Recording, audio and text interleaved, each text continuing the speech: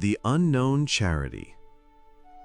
The conversation at Peter's house that evening was about the practice of doing good, with everyone actively contributing to the discussion.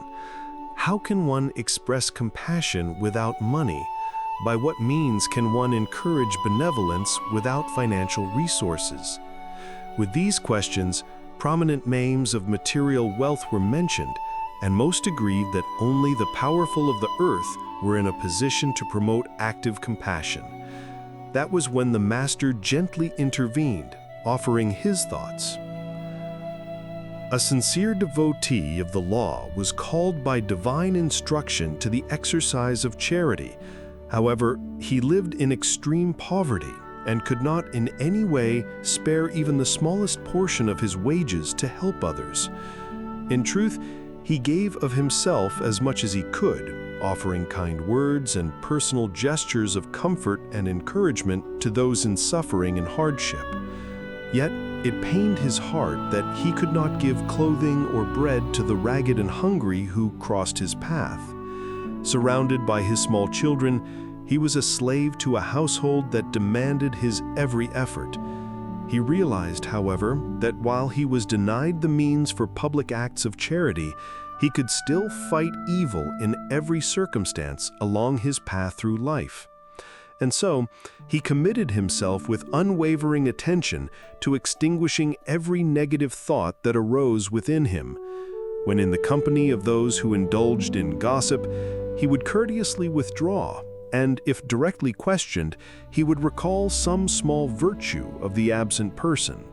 If someone gave way to anger in his presence, he regarded it as a sickness worthy of treatment and would retreat into silence.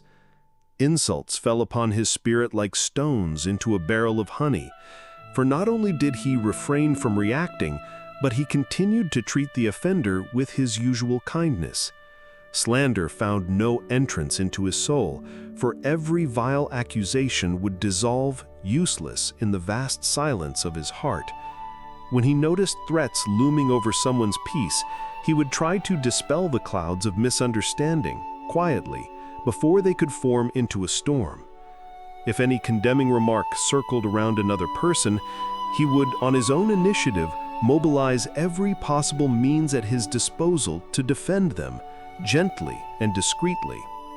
His vigilance against the rise and spread of evil was so precise that he would even remove debris and stones from the road so they would not endanger passers-by. By following this path, he reached the end of his earthly journey, never having fulfilled the world's expectations of charity.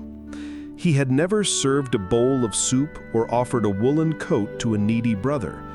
In this condition, death brought him before the divine tribunal, where the humble servant appeared fearful and disheartened.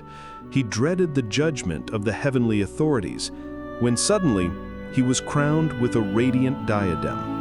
And as he tearfully asked the reason for this unexpected reward, he was told that the sublime honor was granted in recognition of his victorious position in the battle against evil, in which he had been a valiant laborer. The Master fixed his penetrating yet serene gaze on the disciples and concluded in a friendly tone, "Let us give bread and shelter, kindle the light of knowledge, and strengthen fraternity by extinguishing discord. But let us not forget the methodical and peaceful battle against evil, carried out in daily effort, convinced that in this sanctifying struggle we shall earn the divine crown of the unknown charity."